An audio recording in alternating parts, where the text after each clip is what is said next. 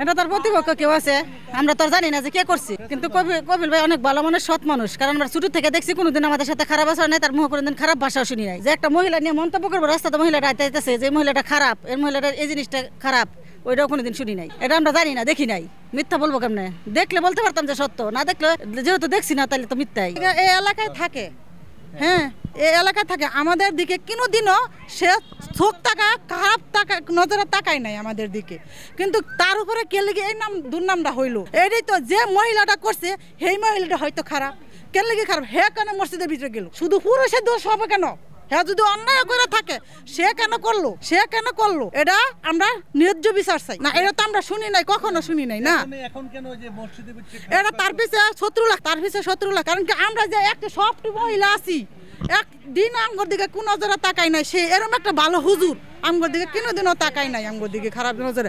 তার পিছনে হ্যাঁ টাংরা মাদ্রাসা হ্যাঁ টাকা খাই এটা করতেছে এই মহিলাটারা ভাই আপনারা ধরে সত্য কথা না সামনেটাই না আনেন ভাই। আমার কথা যেটা সত্য কথাটা, এই মহিলা কে লিগে এরকম করছে? হ্যাঁ পালাইছে কে লিগে মহিলা? এই মহিলা কে লিগে পালাইছে?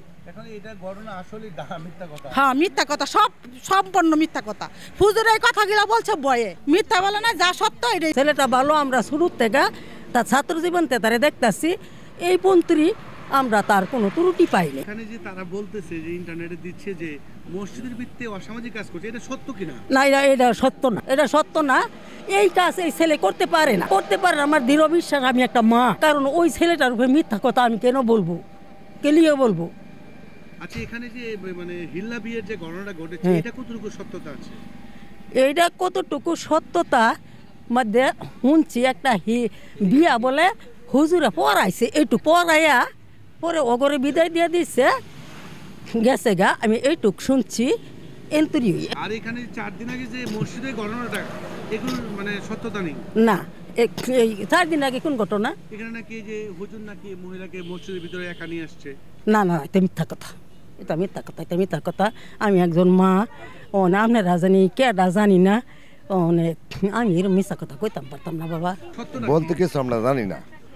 আমরা একবার শুনছি যে একটা ঘটনা ঘটছে, এটা গত রোজার 2-3 দিন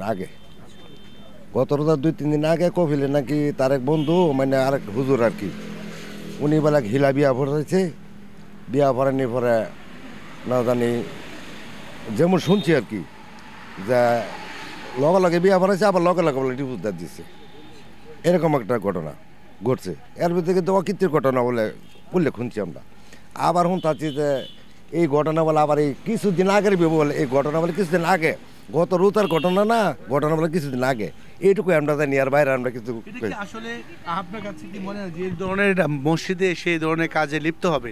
আপনার কাছে কি মনে হয়? আমার ধারণা এটাই যে আমি একটা মনে করেন, আমি যেমন ছোটখাটো একটু 5 ওয়াক্ত নামাজ পড়ি, আর তারা তো ওনারা হলো আলেম। এই ধরনের ঘটনাটা মসজিদে হয়েছে, এটা আমার মনে হয়, আমি কারণ আমি বুঝাইতে পারতাম না মনে হয় এরকম একটা ঘটনা যে মসজিদের মধ্যে হবে। কারণ মসজিদের লোক এই যে সামনে যে মার্কেটগুলো, পুরো মার্কেটটি বন্ধ। এই মার্কেটের প্রত্যেকটা মার্কেটের চাবি হলো কপিলের হাতে থাকে, অথচ কপিলা বাসা হয় না ফাঁসে, তারা বাসার মধ্যে নিয়ে হতো না, এটা হিলাটা ভরাই দিত, তো বা একটা দোকানের ঘর খুললে তো ভরাই দিত। মানে কি বললাম আমি এই বলতে পারতেছি।